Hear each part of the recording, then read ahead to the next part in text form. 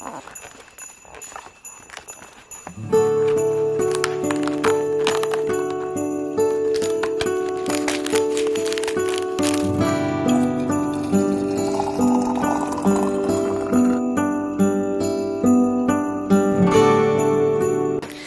ora everybody and welcome back to Theology.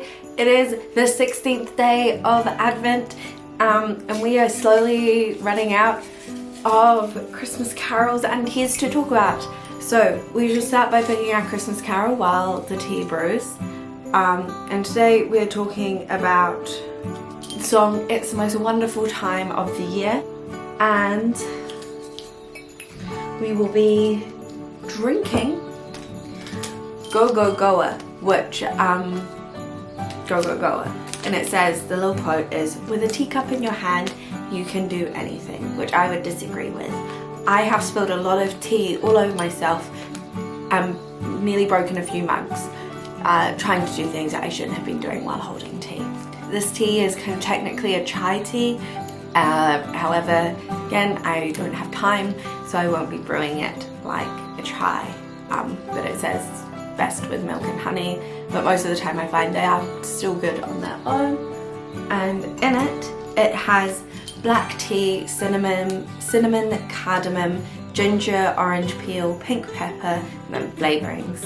And it says, climb aboard a rickshaw and hit the buzzing streets of Goa. This playful blend boasts a biscuity sweetness that will keep you on the go-go. So if you don't know, Goa used to be a Portuguese owned area, like colonized area in India. And so it is a little bit different culturally due to a Portuguese influence, like Pondicherry is slightly different because of the French influence that wasn't present in the rest of India. But it is now officially a part of India and has been its own state since the 80s, and it became part of India in 1962. Oh, that's really nice. I quite like the black pepper. There's a very nice sweetness, peppery aspect to it. Oh my goodness, my battery's gonna die soon. We're gonna get through this really quick. So, it's the most wonderful time of the year. It's also one that's easy to talk about. There is no biblical story in it at all, so it gets a 0 for biblical accuracy because it doesn't talk about the biblical story at all. The reasons it gives for it being the most wonderful time of the year and nothing to do with the actual reasons that Christmas is great and amazing. There's no theology in it, and there's very little space for that pastoral ministry except to maybe go, well, this is the real reason it's the most wonderful time of the year, but I feel like people would not really like you for doing that. I think it's kind of like another one of those things of like read the room. It gets a 1.5 or 1 really for musicality because it kind of sucks. It's kind of, I don't know, I've listened to a few versions, I found them kind of boring.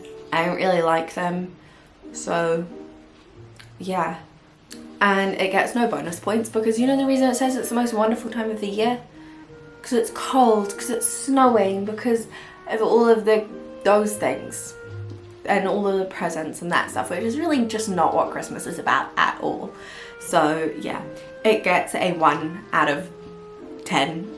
Oh no, 1 out of 21 because it's disappointing. It could have talked about the real reason, but it didn't. Let us all down. I'll see you all tomorrow with a new tea and a new Christmas carol. Bye!